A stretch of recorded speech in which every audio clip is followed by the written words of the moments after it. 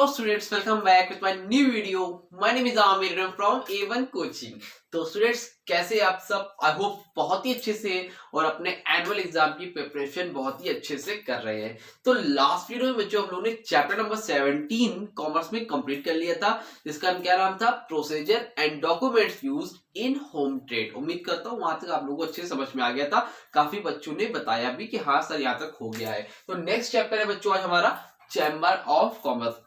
क्या है? Chamber of commerce, chapter number 18। कौन सा बच्चों? Chapter number 18। तो अब हम लोग चैप्टर नंबर 18 स्टार्ट करेंगे और देखेंगे कि चैम्बर ऑफ कॉमर्स क्या होता है और इसका क्या मतलब होता है और कौन कौन होते हैं चैम्बर्स ऑफ कॉमर्स। तो सबसे पहले चलो समझते हैं कि चैम्बर ऑफ कॉमर्स का मतलब क्या होता है। देखो चैम्बर ऑफ कॉमर्स होते क्या, पहले समझ लो। तो चैम्बर ऑफ कॉमर्स एक क्या होता है? नॉन प्रॉफिट ऑर्गेनाइजेशन होता है। कैसा होता है?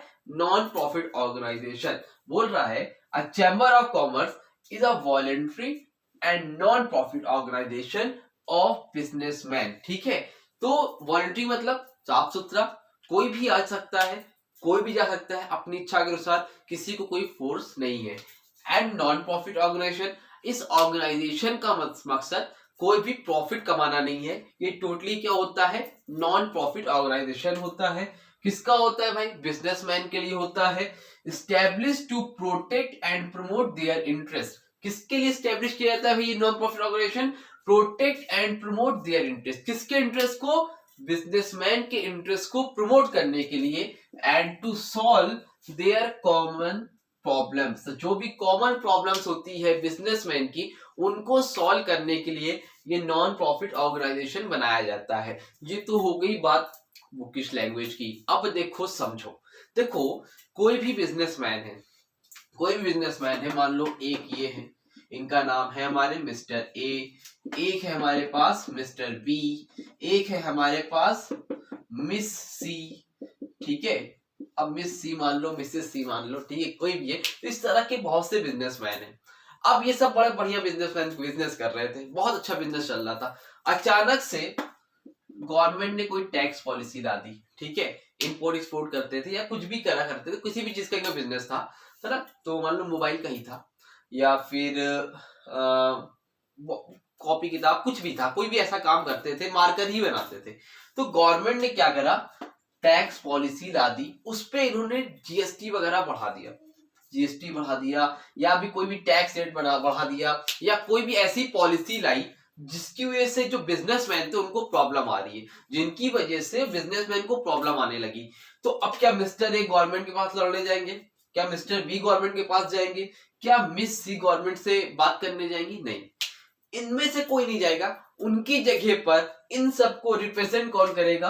वो रिप्रेजेंट करेगा चैम्बर्स ऑफ कॉमर्स। इन लोगों की जगह पर रिप्रेजेंट कौन करेगा? Chambers of commerce. अगर कोई भी तरह की प्रॉब्लम हो जाती है, बिजनेसमैन के जितने भी बिजनेसमैन है, चाहे वो किसी भी बिजनेस रिलेटेड करते हो, यहाँ पे लिखा है it is belonging to different trades and industries. Different trades and industries, ऐसा कोई पर्टिकुलर ट्रेड या पर्टिकुलर इंडस्ट्री का आदमी नहीं होना चाहिए। किसी भी ट्रेड से हो, किसी भी रीजन से हो, किसी भी कंट्री किसी भी स्टेट से हो, अपने इंडिया की बात कर रहा हूं, तो अगर आप कहीं के भी हो, इट डज नॉट मैटर। ठीक है, आपके साथ अगर आपको लग रहा है कोई भी चीज हो रही है, तो आपके साथ चैम्बर ऑफ कॉमर्स हमेशा साथ में खड़ा है। तो एक बिजनेसमैन के हित में जो बात हो सकती है, एक बिजनेसमैन के प्रॉफिटेबल जो बात हो सकती है, उनके लिए जो ऑर्गेनाइजेशन होता है उसको हम लोग बोलते हैं चैम्बर ऑफ कॉमर्स। तो किसी भी तरह का हार्म नहीं हो पाए, कोई भी प्रॉब्लम्स अगर जो है आती है, तो इन लोगों के लिए जो ऑर्गेनाइजेशन है वो कौन है? Chamber of commerce. तो जितने भी मेंबर हैं वो इसमें अपने, जितने भी बिजनेसमैन है वो अगर इसमें ऐड होना चाहते हैं, तो ये एक वॉलंटरी एसोसिएशन है, अपनी इच्छा के अनुसार चैम्बर ऑफ कॉमर्स में आकर ऐड हो सकते हैं। कोई रोकने टोकने वाला नहीं है, और लगता है फायदा नहीं है तो जा भी सकते हो भाई, रोकने वाला कोई तब भी नहीं है। समझ में आ रही बात? तो it does not represent any particular trade और इंडस्ट्री। साथ में ये भी बोल रहा है कि किसी एनी पर्टिकुलर ट्रेड इंडस्ट्री को रिप्रेजेंट नहीं करते, कोई एक इंडस्ट्री को नहीं करते, सबको करते हैं। ऐसा नहीं कि primary industry, secondary industry, tertiary industry, ऐसा नहीं।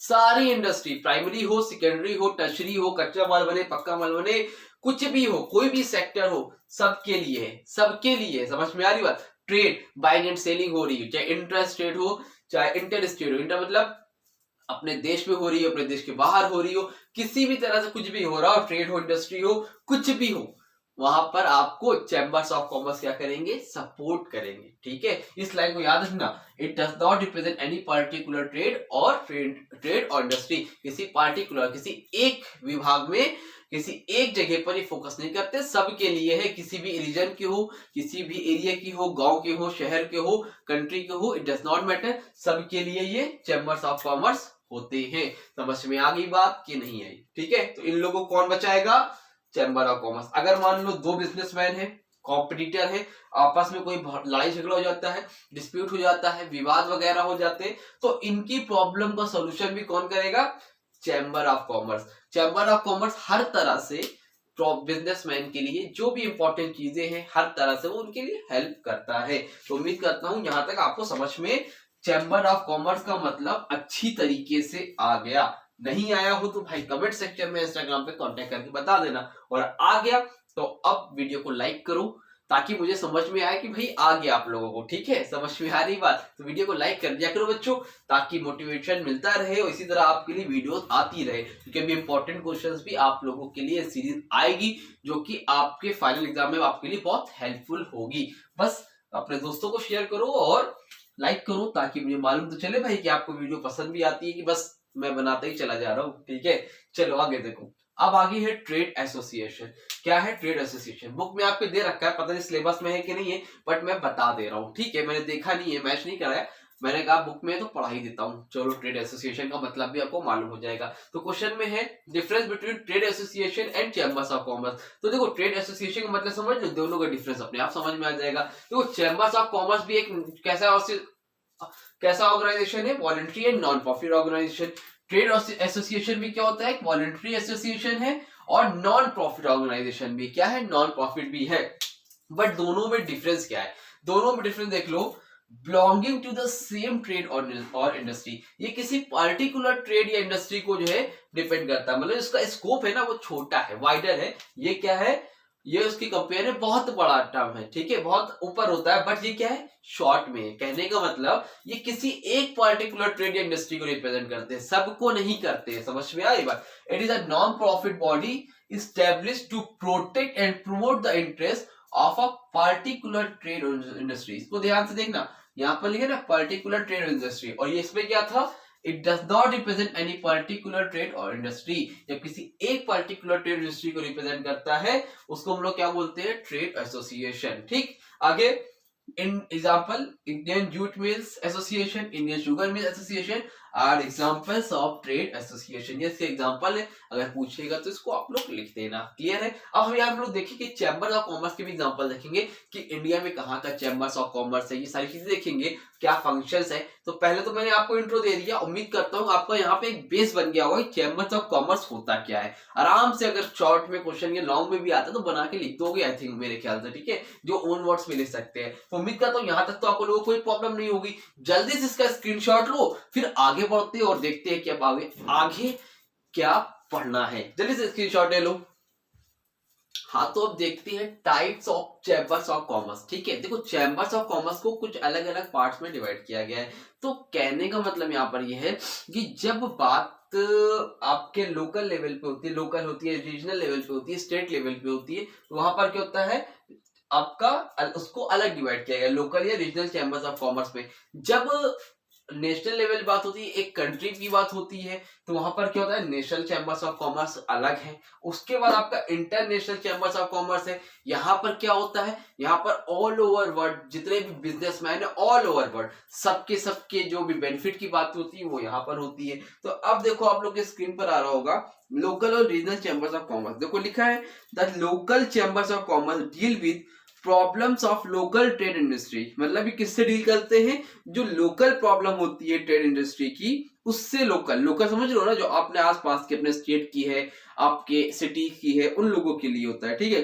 Businessman operating in a particular region or state form these chambers of commerce. A local or regional chambers of commerce seeks to protect and promote commerce and industry in a particular region or state। ये किस पे किसको promote करते हैं, किसी particular reason को या state को। अगर उत्तर प्रदेश की बात है तो उत्तर प्रदेश को, एमपी की बात है, महाराष्ट्र की बात है तो किसी पर्टिकुलर स्टेट के लिए होते हैं, ठीक है। आगे देखो, southern India chambers of commerce, Calcutta chambers of commerce, Bombay chambers of commerce etcetera are examples of local chambers of commerce. समझ में आई बात? तो ये क्या होते हैं, लोकल चैम्बर्स ऑफ कॉमर्स होते हैं, जो कि आपके लोकल किसी पर्टिकुलर स्टेट के लिए होते हैं। जैसे कलकत्ता नाम ही लिखा है, बॉम्बे नाम ही लिखा है, तो जब छोटे लेवल पे बात होती है तो वो सारे कोई होते हैं आपके लोकल या रीजनल चैम्बर ऑफ कॉमर्स में आते हैं। क्लियर है? बहुत इजी सी चीजें हैं।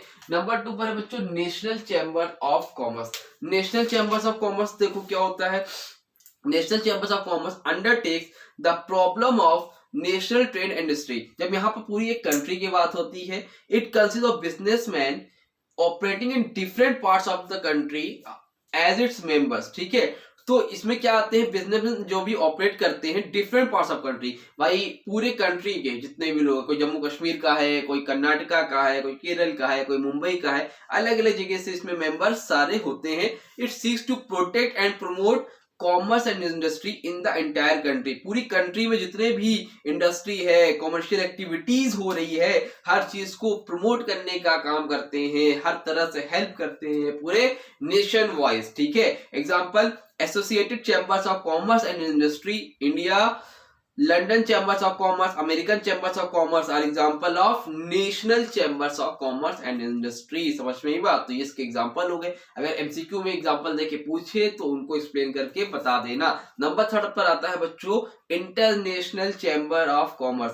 इंटरनेशनल चैम्बर्स ऑफ कॉमर्स में क्या आएगा, इंटरनेशनल चैम्बर्स ऑफ कॉमर्स में आएगा जब आपकी वर्ल्ड वाइड बात होगी, ऑल ओवर द वर्ल्ड। समझ में आ रही बात? तो इसमें क्या होता है कि जितने भी ऑल ओवर वर्ल्ड में जितने भी बिजनेसमैन होते हैं, तो उनके हित के लिए जो भी बेनिफिट चीजें हो सकती है बिजनेसमैन के लिए, वो सारी चीजें इसमें देखी जाती है। देखो लिखा है, it consist of members from more than 60 countries of the world. इसमें मोर देन 60 कंट्रीज से ज्यादा के लोग जो है इसमें ऐड होते हैं।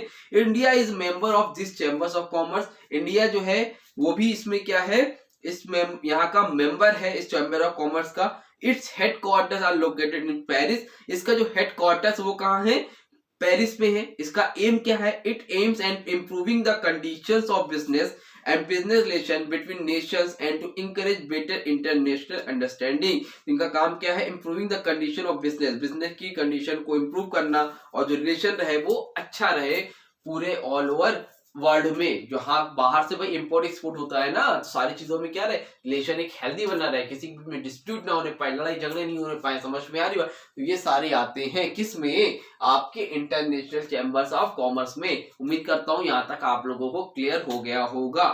अब देखो आगे, अब आगे आपका आगे है objectives of chambers of commerce. देखो स्क्रीन पे आ रहा है बच्चों, आ रहा है ना। तो नंबर 1 पर है, जिसपे मैं मार्क कर दे रहा हूं, आपको बस उसी से बताना है, उसके आगे आप लोगों को नहीं देखना है, ठीक है। तो नंबर 1 पर है to protect the interest of business community as whole. इनका पर्पस क्या है, to protect the interest of business community as a whole. मतलब चैम्बर्स ऑफ कॉमर्स का क्या ऑब्जेक्टिव है, क्या मकसद है। तो नंबर 1 पर है to protect the interest of business community as whole. मतलब जितने बिजनेस कम्युनिटी वाले हैं एज होल, सबके इंटरेस्ट को क्या करना, प्रोटेक्ट करना, किसी तरह से उनका नुकसान नहीं होने पाए। बिजनेसमैन वालों के लिए ये सारी चीजें बनी है।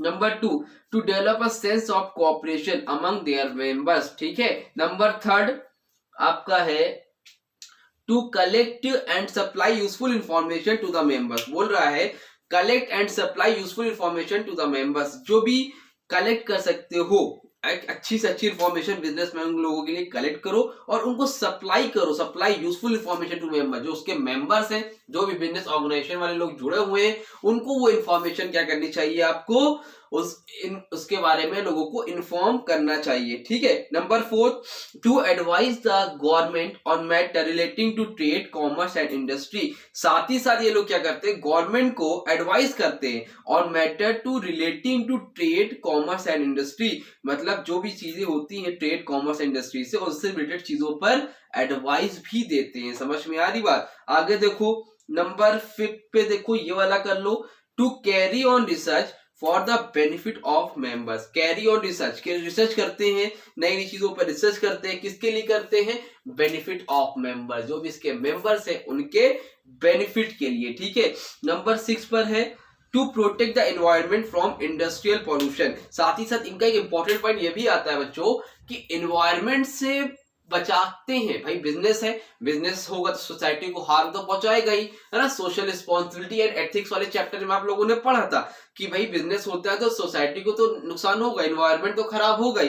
तो इनका काम ये भी होता है to protect the environment from industrial pollution, pollution से बचाने का भी काम करते हैं, ठीक है। एक पॉइंट और देख लो भाई, to provide legal advice to member, साथ ही साथ ये क्या करते हैं, लीगल एडवाइस भी प्रोवाइड करते हैं मेंबर्स को, जो भी इसके मेंबर है, लीगल कोई भी इंफॉर्मेशन जरूरत होती है तो वो सारी चीजें भी एडवाइस करते हैं। 5 पॉइंट से ज्यादा आएगा नहीं, मैंने आपको 7 पॉइंट एक्सप्लेन कर दिए हैं। आई होप यहां तक आपको अच्छे से समझ में आ गया होगा। तो अब जल्दी से इसका कुछ स्क्रीनशॉट लेना है तो ले लो, फिर आगे हम लोग देखते हैं इसके फंक्शन क्या क्या होते हैं। जल्दी से स्क्रीनशॉट लो, जैसे तो नोट ही कर लो, इसमें स्क्रीनशॉट की कोई चीजें नहीं है।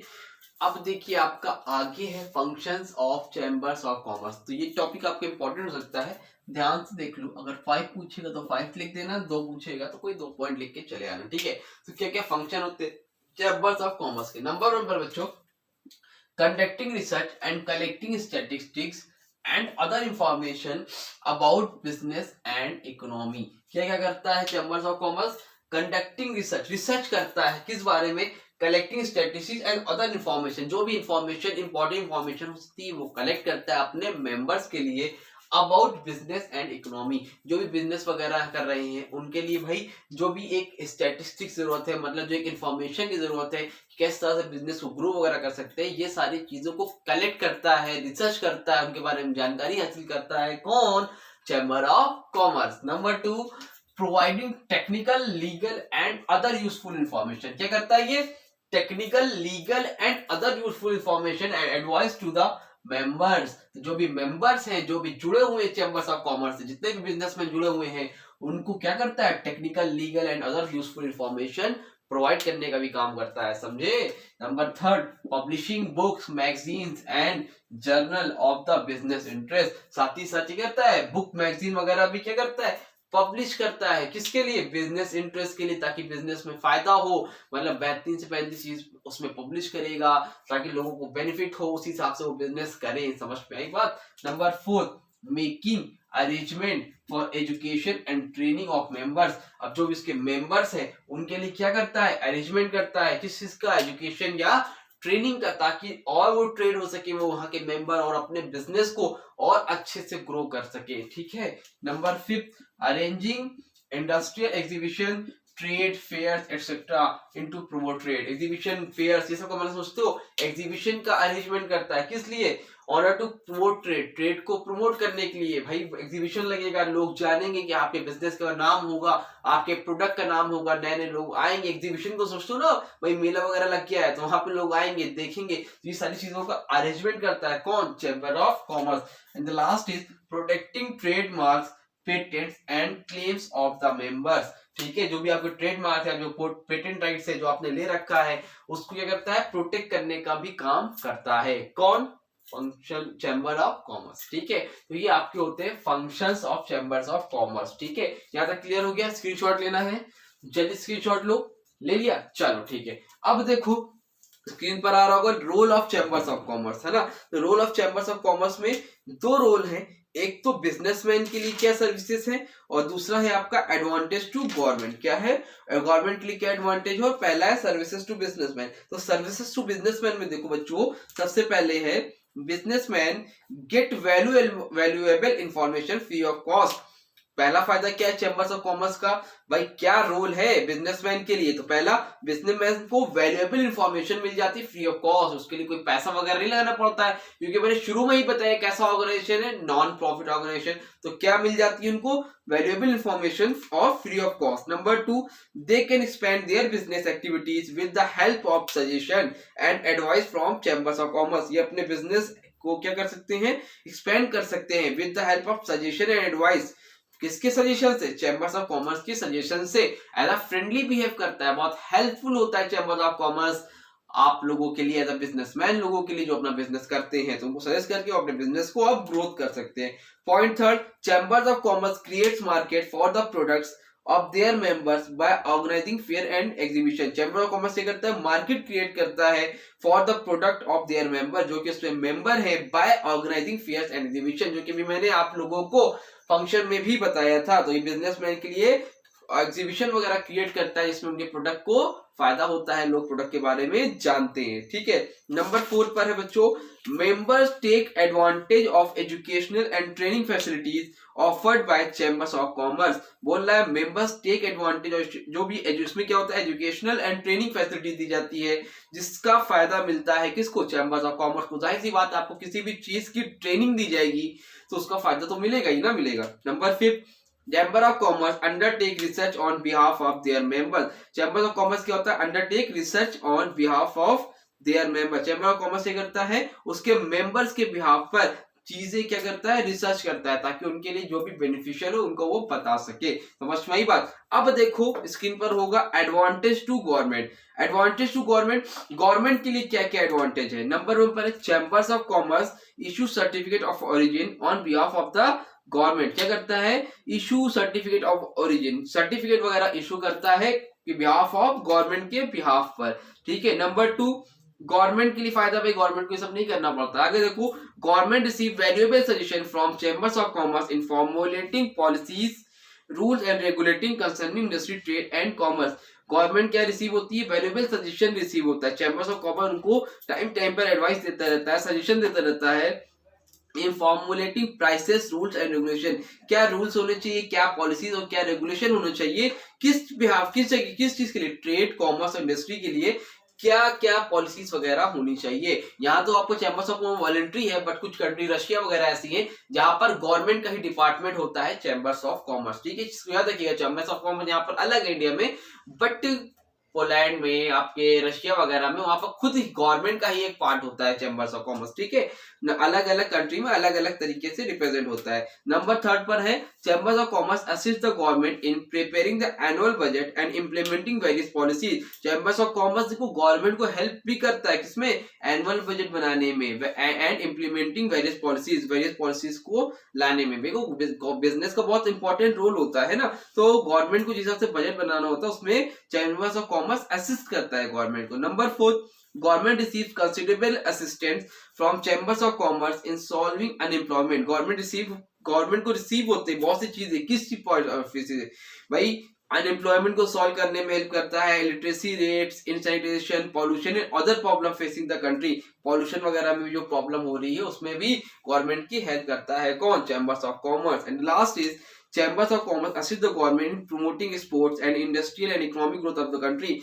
एक्सपोर्ट करने में, एक्सपोर्ट सोचते हो ना, एक देश से दूसरे देश में सामान भेजना, उसको प्रमोट करता है, और साथ ही industrial and economic growth, India की मतलब हमारे देश की इकोनॉमिक ग्रोथ को बढ़ाने में भी हेल्प करता है कौन, चैम्बर्स ऑफ कॉमर्स। ठीक है, क्लियर है, समझ में आ गई बात। तो अब ये हो गया आपका आई थिंक सब कुछ कंप्लीट। अब एक लास्ट टॉपिक बचा है, देखो स्क्रीन पे आ रहा होगा, आ रहा है chambers of commerce in India. Chambers of commerce in India, इसमें खाली आप सबका फुल फॉर्म, सारे जितने भी चैम्बर है उसके नाम याद रख लेना बच्चों, और इसके अलावा इसमें आपको कुछ अलग से पूछेगा नहीं। अगर पूछता है कि देखो regional chambers of commerce, regional में चैम्बर्स ऑफ कॉमर्स क्या है वो कौन कौन से हैं, वही बड़े बड़े शहरों में चैम्बर्स ऑफ कॉमर्स है, उसको याद कर लेना। नंबर 1 पर Indian chambers of commerce, Bengal chambers of commerce, Indian merchant chambers of commerce, Marwari chambers of commerce, Madras chambers of commerce, Punjab Haryana and Delhi chambers of commerce, new Delhi. ये एक सिटी के नाम है। आपसे एमसीक्यू पूछ सकता है कि ये चैम्बर्स ऑफ कॉमर्स कहां पर है,